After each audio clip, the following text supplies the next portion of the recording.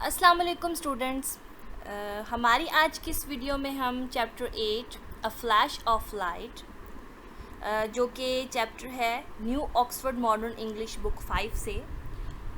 Last video में हमने उसकी रीडिंग और थीम देखी थी। आज हम इसके क्वेश्चन आंसर सॉल्व करेंगे which is on page number 87।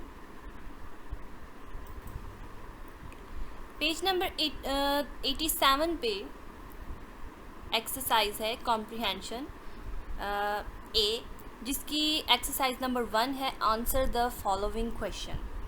सबसे पहला क्वेश्चन है where was Valentine and what was he thinking. Valentine कहाँ है और वो क्या सोच रहा है। इसका आंसर देखते हैं। इसका आंसर है वैलेंटाइन वॉज इन नेबरहुड। वो अपने मोहल्ले में था, पड़ोस में। He was thinking about the warm room and glowing fire। और वो सोच रहा था गर्म कमरे और भड़कती हुई आग के बारे में, क्योंकि वो उन दिनों, ये जो कहानी बताई गई है, उन दिनों कोल्ड डेज हैं, मतलब सर्दी की रातें हैं, दैट्स वाई। उसके बाद क्वेश्चन नंबर 2 है how did Valentine come to meet the beggar. Valentine जो है वो किस तरह से बैगर से मिलता है। Valentine met the beggar when he stepped on to the pavement.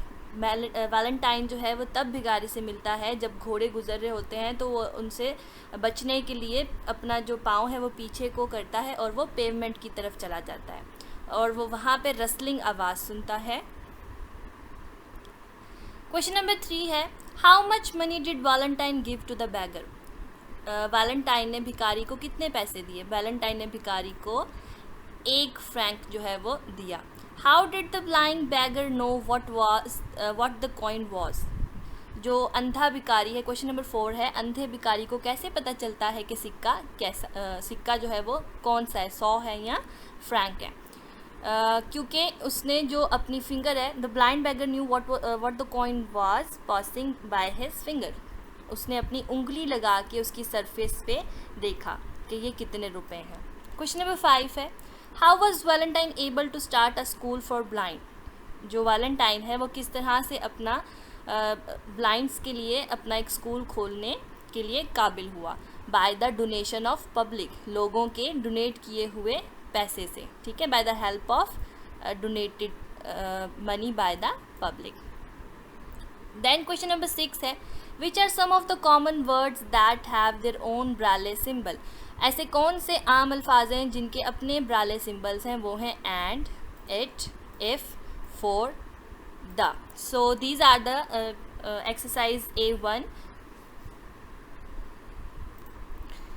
उसके बाद यहाँ पे एक्सरसाइज A2 है say whether the following statements about the passage are true और फॉल्स। ये ट्रू फॉल्स हैं, आपने बताना है कि ये जो लाइनें पैसेज से ली गई हैं क्या ये सही हैं या गलत हैं।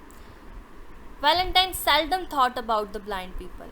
वैलेंटाइन जो है वो कभी कभार कहीं जाकर ब्लाइंड पीपल्स के बारे में सोचता था। तो ये जो क्वेश्चन स्टेटमेंट है ये क्या है, ये फॉल्स है, क्योंकि वो हर वक्त बूढ़े लोग अंधे लोगों के बारे में सोचता था। उसके बाद है blind people can distinguish any mark on paper. Blind people जो है वो डिस्टिंग्विश कर सकते हैं कोई भी मार्क पेपर पे। वो पेपर पे नहीं कर सकते, वो उभरे हुए पेपर पे, स्टिफ पेपर पे, जो डॉटेड पेपर है उस पे बता सकते हैं। सो ये भी क्या है, ये भी फॉल्स है। उसके बाद है Valentine gave the blind beggar as सो।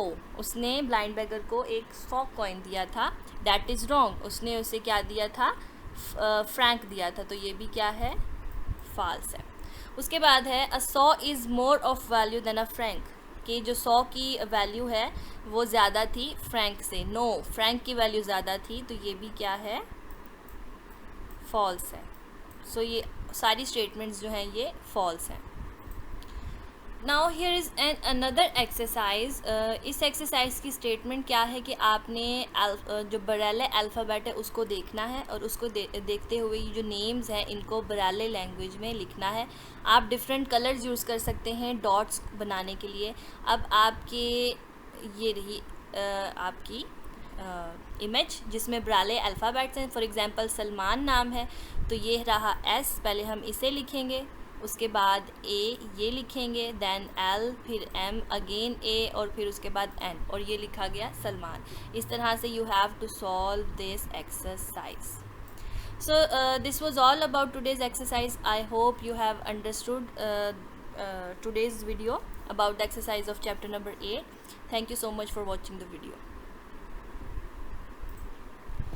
अब हम जूनियर इंग्लिश के पेज नंबर 40 और 41 को सॉल्व करेंगे। पेज नंबर 40 पे जो एक्सरसाइज है that is opposites using a prefix, कि आपने इसमें प्रीफिक्स यूज़ करके वर्ड का ऑपोजिट लिखना है। अब प्रीफिक्स जो है वो ऐसे वर्ड्स को, ऐसे लेटर्स को कहते हैं जो किसी वर्ड के शुरू में यूज़ होते हैं।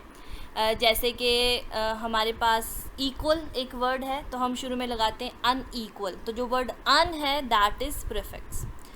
अब यहाँ पे कितने प्रीफिक्स हमें इस एक्सरसाइज में दिए गए, that is un, in, il, dis, ir और एम। ये प्रीफिक्स यूज़ करके हमने इन सारे वर्ड्स का ऑपोजिट यहाँ पे लिखना है। अब यहाँ पे ऑपोजिट जो हैं वो यहाँ पे बताए हुए हैं कि किसके साथ जो है वो अन लगेगा, किसके साथ डिस लगेगा, किसके साथ इन लगेगा, कहाँ पे आई आर लगेगा, कहाँ पे आई एम और कहाँ पे आई एल लगेगा। सो आपने इन टेबल से एक्सरसाइज जो ऑपोजिट हैं वो फाइंड करने हैं और यहाँ पे इसका ऑपोजिट जो है वो राइट करना है। फॉर एग्ज़ाम्पल यहाँ पे वर्ड है सेन, ठीक है, तो हम जो है वो यहाँ पे वर्ड ढूंढेंगे कि सेन कहाँ है।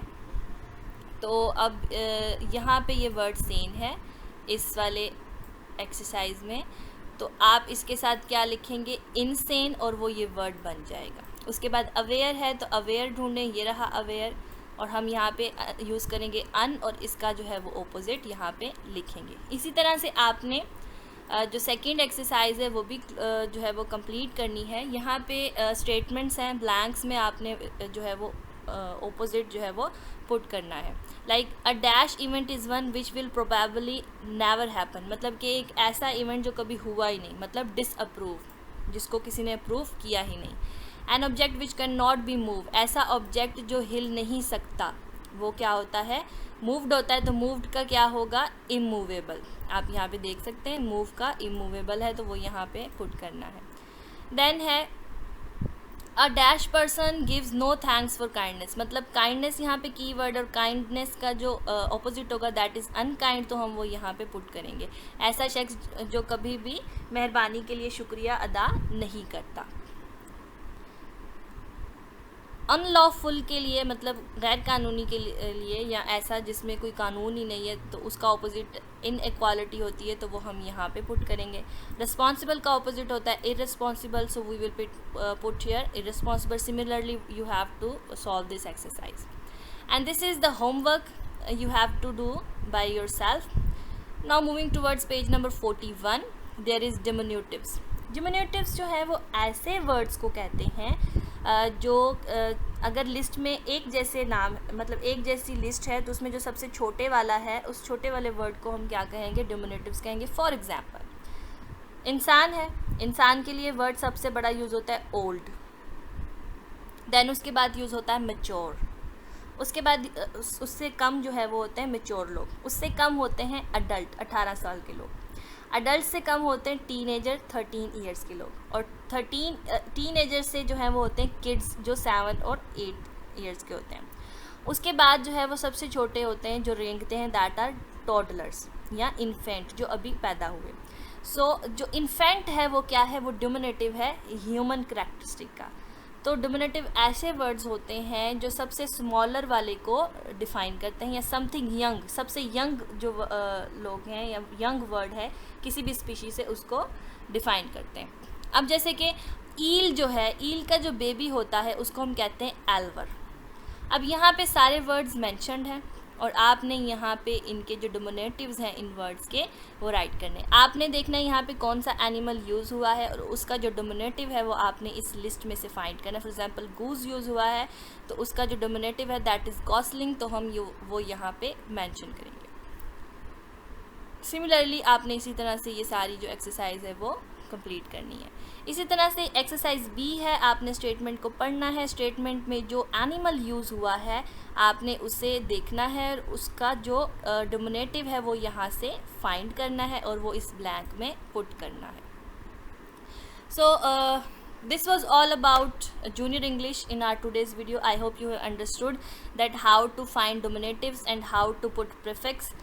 So thank you so much for watching the video.